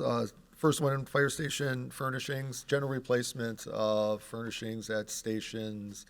All 3 stations for the mattresses, predominantly Station 1 and Station 3 for some of the furnishings. Station 3, a larger portion of that due to the administrative section and replacement of office equipment in that area. The portable radios, the addition of 4 portable radios to our inventory. Fire Station 3, interior painting, painting of the administrative area and some of the living portion of the station. A couple projects recently at Station 3. Overall conditions a little bit shabby due to damage to the walls and ceilings, so this project will help kind of abate some of that. And then fitness equipment purchases. We came forward with a fitness equipment purchase last year. Each of our 3 stations maintains fitness facilities, and we kind of we update the equipment as we notice age and maintenance concerns with it. This will provide some functionality at Station 1 and 2. Happy to answer any questions. Thank you. Next, got IT. Tom, if you can come up and talk through your different items.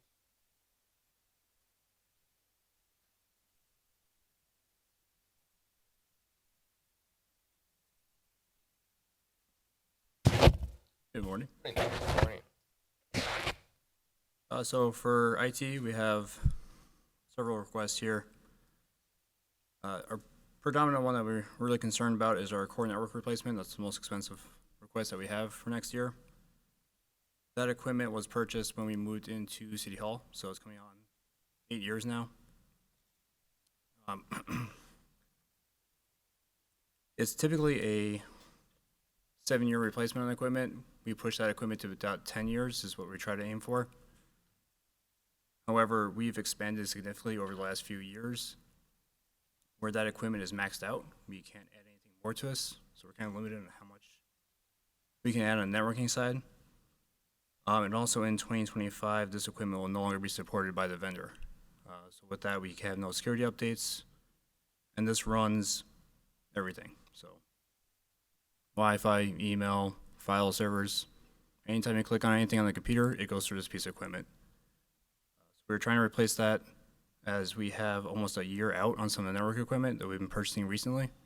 So if we purchase it January, we're hoping to have it by the end of the year, of next year. So,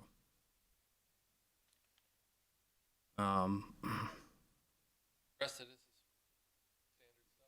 Yeah. pretty standard, nothing wild. If you have any questions, I'm more than happy to. you don't feel.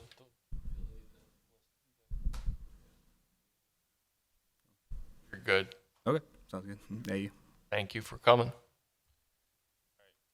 Maintenance, I'll take this one on for Dick, that he's not here. I'm gonna start at the bottom, so you'll see one that says police station facility analysis. So, as you're probably well aware, the police station is 20 years old as of August of this year.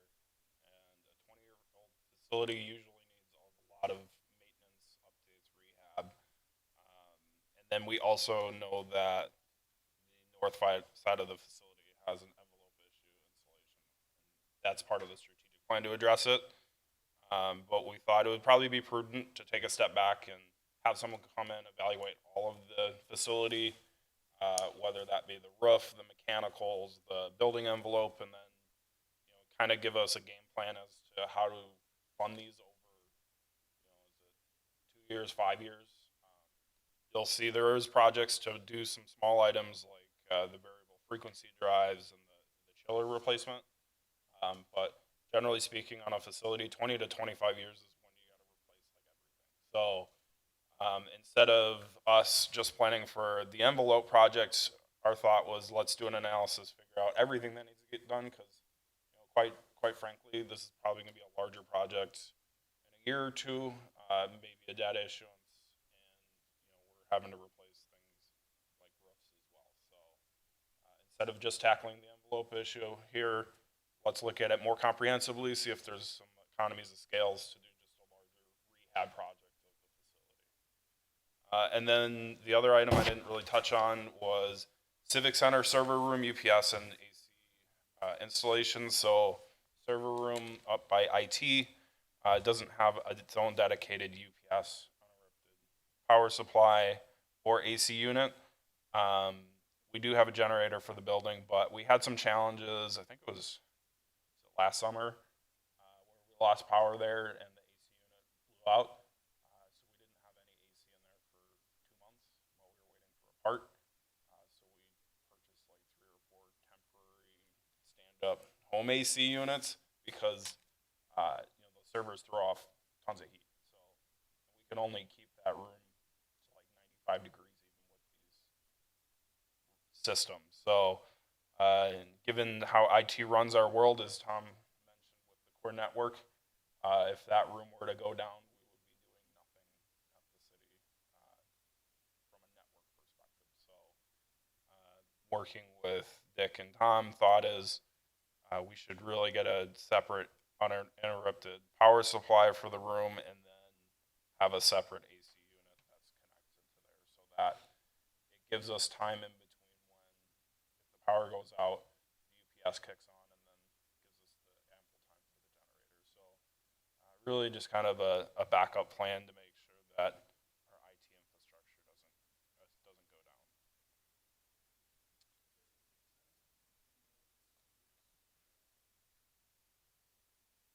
down. They're up. We have servers upstairs, and then Civic Center, Bob. Civic Center. This building, sorry, not community center. And then we have servers over at PD as well. So there's redundancy. It's just more so. It's a building design issue, and it's one of those that, you know, as Tom alluded to, you know, our IT infrastructure and network has just, you know, exponentially grown in the last since we moved in this building. So the amount of heat it's throwing off in there is causing issues as well. So it's really just kind of retrofitting it for kind of what's the new normal for our IT hardware needs. So, otherwise, that's really it for maintenance. I can have Chief Stacker come up if he wants to talk about the few police items. They look pretty standard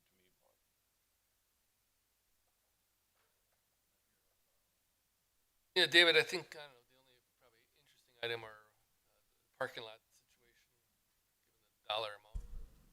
The parking lot? Oh, that was, yeah. in We can go engineering. back up to that if you want. That's not the full parking lot. That's just, I believe, the front half of the facing to the public part of it. And there's a grant for that. That's covered with a grant.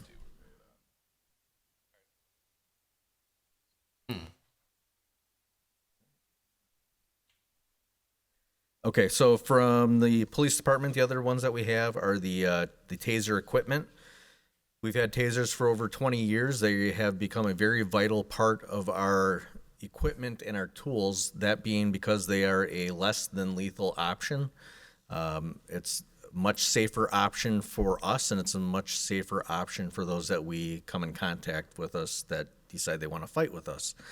Less injuries for us, less injuries for them. So the bigger part is that with anything, it costs money to maintain, do all of our training, become certified, and keep them up to date. So the one thing that has happened with Taser International, which is now Axon, much like everyone else, is they want to go to some sort of subscription service, which is what's going to happen in about 4 to 5 years when our equipment's at end of life. Right now, we're looking at this $12,000 to $13,000 a year just to maintain all of our certifications, to replace batteries, replace cartridges, and everything else that's required for us to be able to carry these very valuable tools. I'd be happy to answer any questions that you have specific to it, but that's kind of it in a nutshell. How often on a taser do you think that they are deployed on a day or a shift or a So week? that could be a tricky thing because sometimes just the threat of the use of it or the display of it is enough to get people to comply and go in. It's kind of like having a canine and they don't come out until they hear the dog bark and nobody wants to be bit by the dog. Right. So it's a very similar concept to that. So actual taser deployments, I'd say that we probably average at least one a month of actual deploying of the weapon. All right. Thank you. But you're displaying it frequently, but they're Sometimes all you gotta intimidated do by is it. display, turn on the light, and explain that if you don't comply, we're gonna have to taser you, and that's enough to get people to go. If we have enough time and you have enough time to negotiate, sometimes we can take the cartridge off, display it as an arc fire, so they just hear the crackling of the electricity across the front of it. Yeah. That will get people to comply, and sometimes that doesn't work either. Want the thrill. Unfortunately, people make us do some very wild things instead of just going along with the program. Thank you.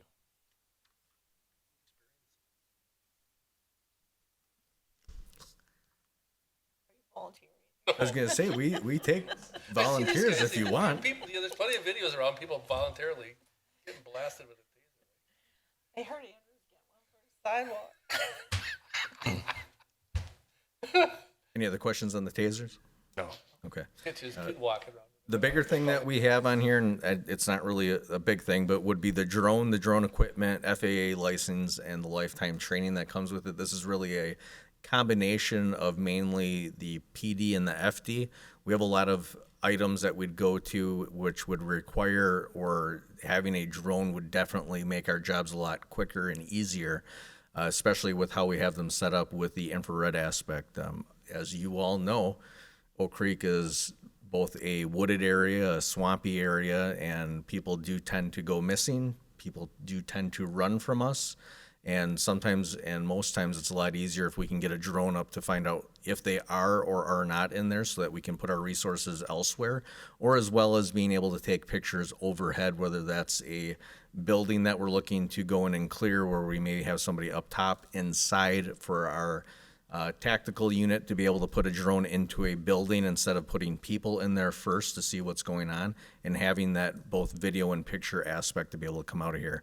IT is also added on here because we do believe that there'd be a very slim portion of this where IT would have a benefit to it when it comes to Wi-Fi connections, cameras, and or our radio equipment that are on top of buildings. We can easily send a drone up, take a look at it, and bring it back down instead of getting ladders out and having people go out, which is obviously much safer than putting any person on top of a building. So we do look at this as a combination between all three. And as far as ongoing costs, there are no IT-related ongoing costs. It would be anytime we have any of our pilots through attrition turnover, we would be on the hook at that point for I believe it's $150 a piece for them to take the test to become a certified pilot. With us having the lifetime training, we don't have to repay for the training. We would just be able to have them do that during their shift or make time for them to do that. Any of the other equipment that would come with it, because sometimes things do break on these, we would just have to replace those at that time, and that is a very nominal fee compared to replacing the whole unit.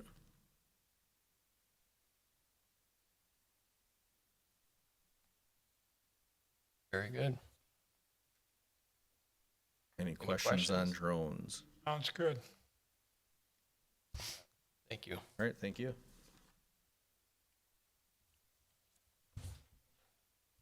All right, well, I will fully admit, these items aren't as electrifying or high-flying as Chief Stecker's items are.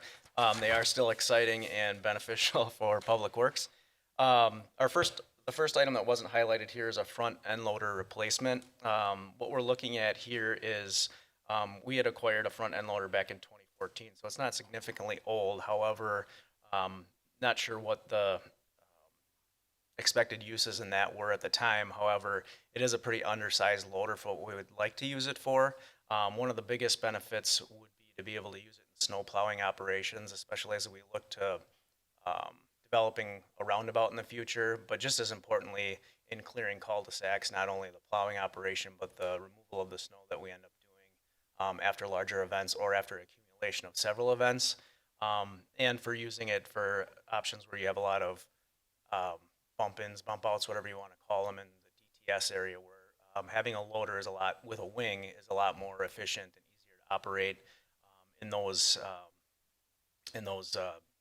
layouts. The other thing would be it's a much larger box that we can use for when we're loading material, whether it be at the yard or if we're using it for stone or other materials. You can load trucks in that a lot quicker with the larger size box attached to it.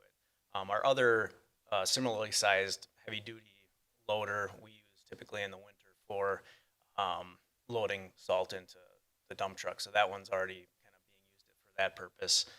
This would be nice in that we'd be able to use both loaders in the winter time, where one currently will use it. It's just not as extensively in the winter, so it would become a little bit more of an all year round option. The good side and bad side, I guess, is the undersized one is a 2014, so it's only going to be about 10 years old. However, we should also be able to recover a pretty good price for it when we go to the municipal auction and look at that. I was being conservative with the number of about 100,000. Hopefully we would receive more than that, so that should reduce that overall impact for 2024's capital request. So is the plan to sell the older one? Correct. Okay. Yes. So it's not to keep both, so we could deploy trucks quicker? Okay. No, currently we have a 521 and a 721. What we would want to do is sell the 521, and then we would have two 721 size vehicles.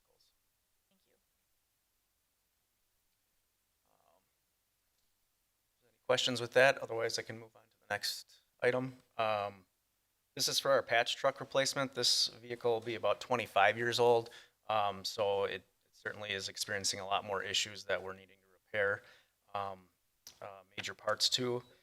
What we looked at is, opposed to going with another vehicle that we only use for part of the year, really this would take away a vehicle from our overall fleet. We would look at actually replacing it with an attachment for doing paving work. It would attach to one of our existing skid steers and actually do a lot neater, professional looking patches than what we're able to do currently with. It's probably not the oldest method of doing it currently with the truck that we have, but it is certainly an older process that you would use to do end of driveways. What this attachment would allow us to do is we could do stretches up to 6.5 feet, and you could also make several passes. We could do larger patches in the road, potentially even, if you have a main break or something, that would do a lot better job with it, a lot less handwork and just dumping it out from the vehicle itself. For potholes, we would be looking at, basically it's a skid unit that's loaded into one of our least not stake bed trucks, one of our larger, we call them small dump trucks. In Oconomowoc, they call them baby dumps for some reason, but I like small dumps better. But we load those skids into the small dump truck. And nice thing about that is it makes it a lot quicker because it's built specifically for doing pothole patches, and it's pretty inexpensive that it's just a skid that's loaded. And also the nice thing about it is you're not climbing in and out of a big truck. You're going into a regular sized vehicle for the most part, so it's a lot easier in and out when you're continuously just going from location to location with potholes. You're not there for an extended period of time, so you can move a little faster. You know, you could argue a less chance for injury just getting in and out of the vehicles. So that's what we'd be looking for, and then just a tarp, basically an automated tarp for over the top of one of our dump trucks, so that because that's what would be taking the material, the asphalt, to a location to do the larger patches that we would have with the skid steer. So and it would save us significant amount of money. You know, we're looking at $103,000 compared to closer probably to $200,000 if we were to replace the 25-year-old truck that we have right now. Let's see. I think that was it on the first page.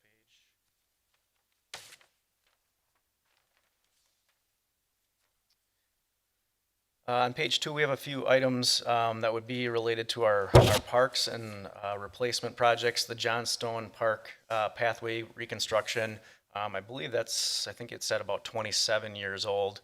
There's significant cracking and things going on there. The larger issue probably is more of just the lack of drainage in a number of areas on that pathway that creates a lot of icing. We do clear that in the wintertime, so it is used year round.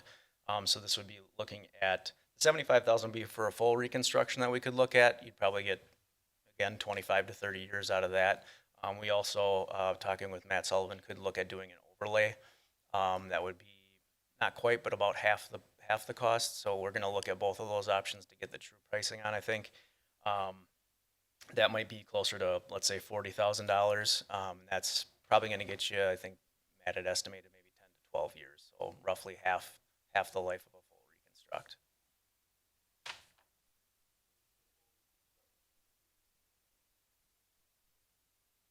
Yeah, I think either way we would have to address the drainage issues. I'll add to that too. We would probably put this on one of our annual road projects so we could include that and try to minimize our costs or capture those efficiencies on having larger quantities.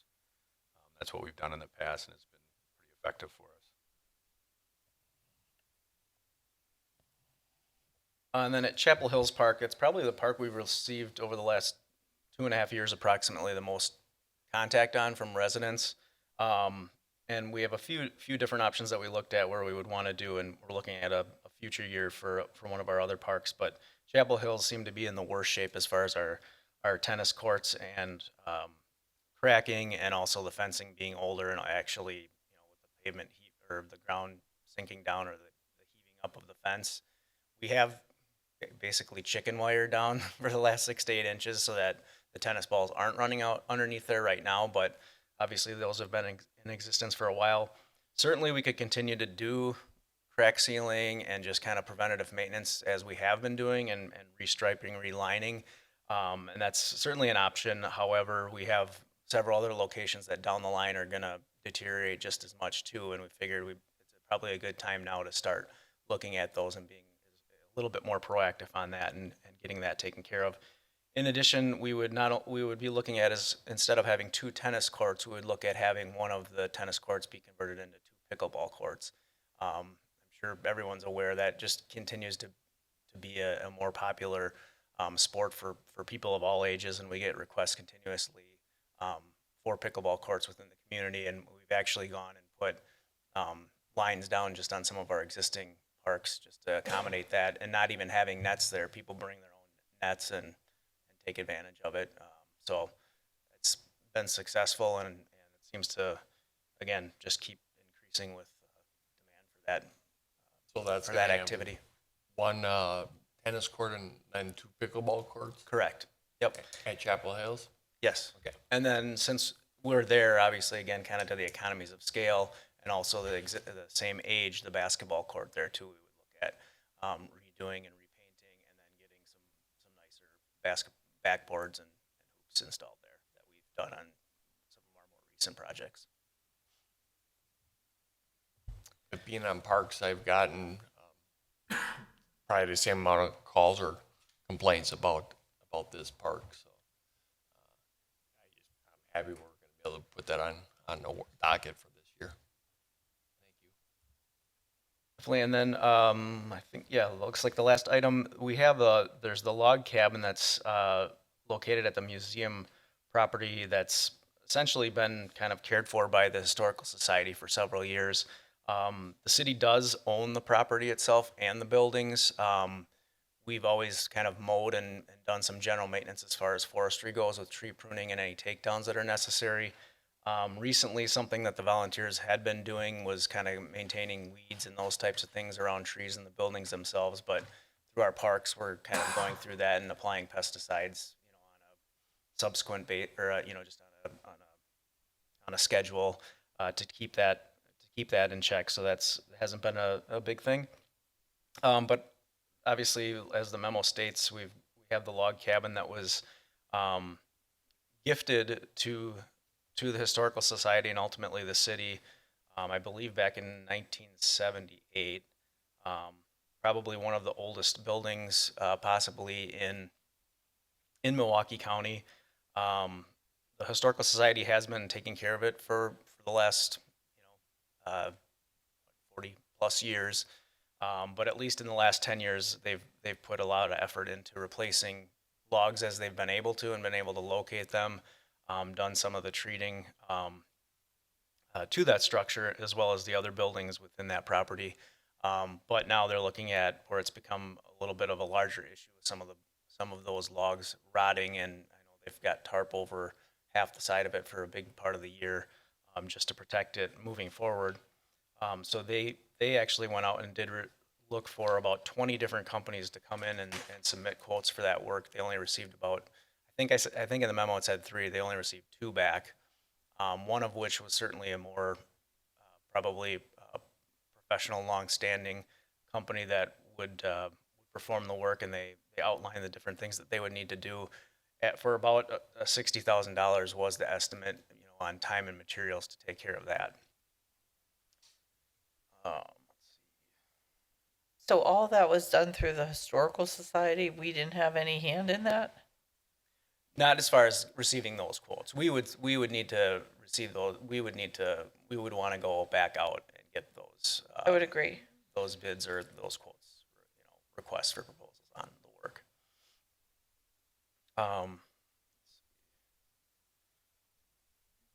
Out here. If you ask 10 people, probably different value judgments made about the structures themselves and the historical value and how the city's programming that or not programming that for educational purposes. We had a lot of conversations over the last few months with Mayor Dan and Ken and the team. And I think the interest level in these historic structures kind of waxes and wanes over time. And, we certainly don't want this council or this staff or administration to be the team that said, you know what, we don't place any value on this and they're not worth keeping up. We don't have a lot of historical reference points or heritage really in this community, considering we're long settled. But this one, we have to do something. There are assets. We do own the buildings. We do own the grounds. And I know the Historical Society has been maintaining that and curating the museum, if you will. But certainly they don't have the capability to do this type of restoration work. So that's kind of the idea. We can do better and more, I think, with the assets moving forward, but you don't get to have those conversations if you just let them continue to deteriorate until, they're deteriorated entirely. So that's kind of the thought process. It's kind of an interesting and odd proposal. We haven't had a lot of conversation over the years and putting these in our inventory of things to maintain. So it's before us now, and it's good discussion point. Well, this is just talking about the log cabin.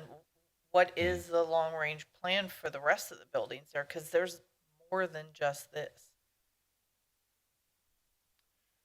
I'm sorry. No, That's a that's a loaded great, question. it's a great question. I think it's a value judgment that needs to be made on prioritizing maintenance of those buildings or not. You know, if you ask me, I think the city hall or the town hall is of more value and way cooler and interesting than the log cabin. And, you know, the next person has the exact opposite opinion or places no value on it. Or there's value in them altogether and not individually. So it's a tough call. I just think that we arrived at the point that we don't want to foreclose on that history. And, you know, at this point in time, we need to do something with the buildings. Otherwise, we are kind of making the statement that we're going to let them continue to go until they're no longer. But we don't, answer your question pointedly, we don't have a plan for the rest of it. It's unique arrangement how we came about the property. They moved the buildings. Some of it's detailed in the staff report, and I don't know if I know all of the history. Of course, I don't on how all the relationships came to be and things, but this is kind of where we're at now.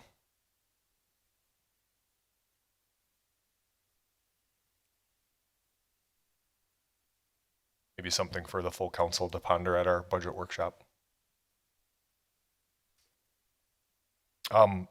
I think that I just wanted to close, maybe depending on the board's continued conversation or not, but if you look at the last items where you see on the second page, total 2024 CIP by funding source, you'll see that in some of these reserve funds that we have, specifically the equipment replacement fund, the building reserve fund, and in this case this year, the bridge replacement fund, we have been able to have flexibility the last several years for the board here, as well as the common council, to address some of the capital needs of the departments because of these sinking funds.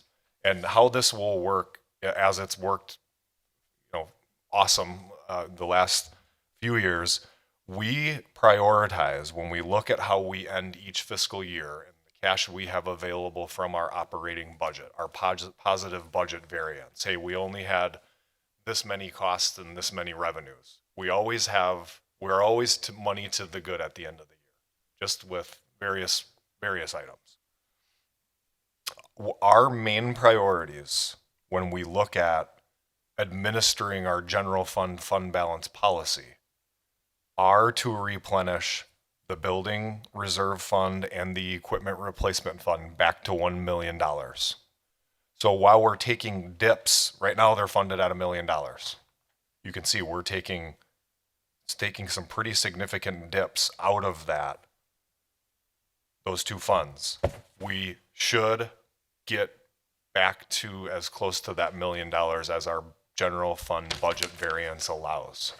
Similarly, the proceeds from, say, the front end loader replacement, the 100,000 conservatively that Matt estimated, can go back in and bolster that equipment replacement fund. So I don't want you to be alarmed that we're using cash such that, well, when will that cash be gone? That's not how it's worked here the last several budget cycles. We've been able to replenish that and have that to work with the following year. Now that could end. We could have a bad year or whatever the case may be, and it will make our budget conversations here a little more difficult to have. And we'll be saying no more, having to have a better, more precise priority conversation. But don't be alarmed that we're dipping into the cash because we have been able to replenish that each year for several years in a row now. Does that make sense?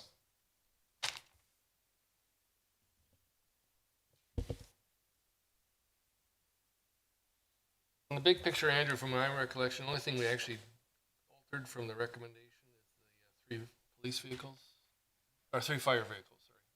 We added it, didn't we? Yeah. And reallocated spending for fitness equipment.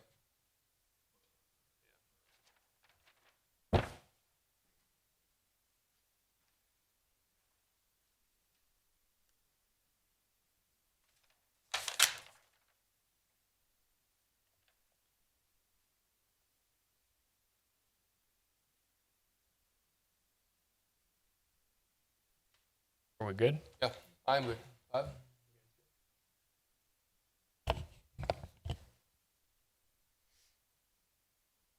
We need a motion. We on need that, a motion, Bruce. yeah. Gail will move to recommend the common council include various capital improvement plan items in the 2024 CFP budget as noted with the two amendments concerning fire vehicles and equipment, fitness equipment. Roll call. Gail, aye. Marshall, I. Guzekowski, aye. Seifert, aye. Alrighty. Any, number 8 is additional administrative and operations reports. Does anyone have any questions or comments? You have them in your packet, so I don't know if we need to talk about anything, do you? No? Oh, I'm good. Bob, you haven't seen the other stuff, but we have. But the stuff from the engineering that we typically see, council sees that stuff at the end.